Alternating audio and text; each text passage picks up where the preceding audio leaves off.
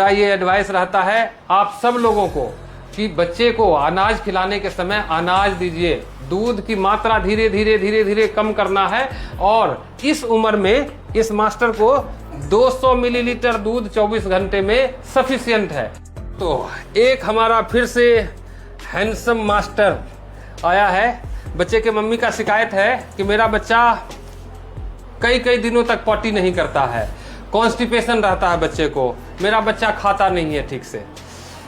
ऐसे केसेस में बच्चे की मम्मी बहुत दिन से परेशान रहती है, लेकिन एडवाइस कई बार नहीं मानती हैं, जिसकी वजह से बच्चे का कॉन्स्टिपेशन दूर नहीं होता।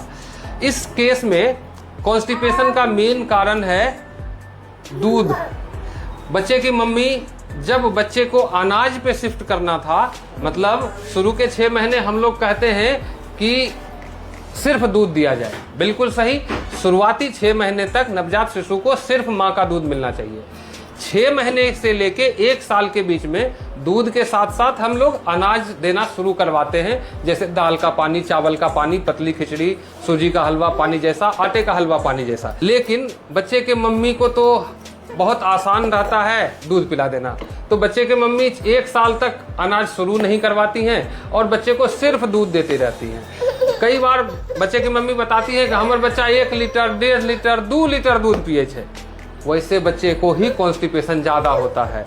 ये कॉन्स्टिपेशन अनाज नहीं खाने की वजह से होता है। होता क्या है कि बच्चे को दूध मिलता जा रहा है, बच्चे आसानी से अनाज नहीं खाया, बच्चा पॉटी नहीं करता है, 3 दिन, 4 दिन, 5 दिन तक पॉटी नहीं करता है। जब तक हम दवाई देते हैं तब तक बच्चा नॉर्मल पॉटी करता है। जब तक हम दवाई चलाते रहते हैं बच्चे का पॉटी ठीक रहता है, नॉर्मल रहता है। जैसे ही दवाई बंद करते हैं तो फिर से पॉटी वैसा ही हो जाता है, कॉन्स्टिपेशन।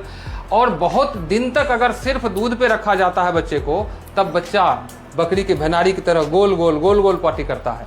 ये बहुत सीवियर केस हो जाता है। ऐसा तभी होता है जब बहुत लंबे समय तक बच्चे की मम्मी सिर्फ दूध देती रही। मेरा ये एडवाइस रहता है आप सब लोगों को कि बच्चे को अनाज खिलाने के समय अनाज दीजिए, दूध की मात्रा धीरे धीरे कम करना है। और इस उम्र में इस मास्टर को 200 मिलीलीटर दूध 24 घंटे में सफिशिएंट है, उससे ज्यादा नहीं देना चाहिए। 200 मिलीलीटर से ज्यादा दूध पिलाएंगे और अनाज कम खिलाएंगे तो यही होगा कॉन्स्टिपेशन। अब तुम लोग इलाज करवाओ। बिल्कुल सर, आपके बात से सहमत हैं। बहुत ऐसे माँ आती है, उनका क्वेश्चन रहती है कि हमारे बच्चे का 1 साल उम्र हुआ है, 2 साल उम्र हुआ है, सर मेरे बच्चे को जो अच्छी तरह से जो मलत्याग नहीं होते हैं, कॉन्स्टिपेशन की शिकायत है। लेकिन उसमें माँ का ही गलती होती है। माँ क्या गलती करती है, जब उनका बच्चा 6 मंथ से एबव हो जाते हैं या 1 साल के हो जाते हैं, 1.5 साल के हो जाते हैं, 2 साल के हो जाते हैं, तब भी उनको जो 1 से 1.5 लीटर, 2 लीटर तक दूध पिलाते हैं रहते हैं। जब आप दूध पिलाएंगे तो आपके बच्चे को जो है चिपचिपा जो है इंटेस्टाइन में चिपक जाएगा। दूध में क्रीम होता है, चिपक जाते हैं इंटेस्टाइन में जाके और अच्छी तरह से उनको मलत्याग नहीं होते हैं।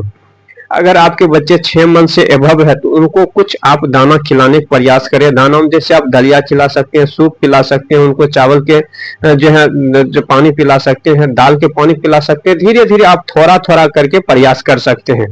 एक बार ही हम नहीं कह रहे कि आप अपने बच्चे को दाना खिलाना शुरू कर दें, लेकिन दूध की मात्रा धीरे धीरे आप घटाते जाइए, तब आपके बच्चे को कॉन्स्टिपेशन नहीं होगा।